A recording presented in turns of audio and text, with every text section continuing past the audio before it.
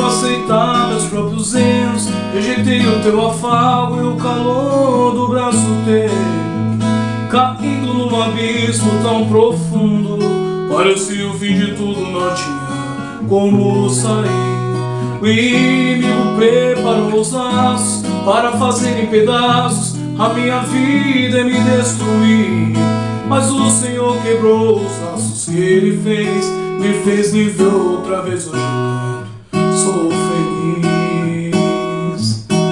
Hoje sou guiado pela tua mão, e é somente dele o meu coração.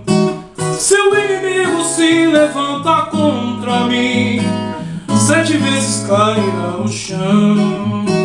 E se alguém também tentar me destruir, perderá e vai ser derrotado. Porque quem deu vitória a você e a mim é Deus, é forte, está do nosso lado.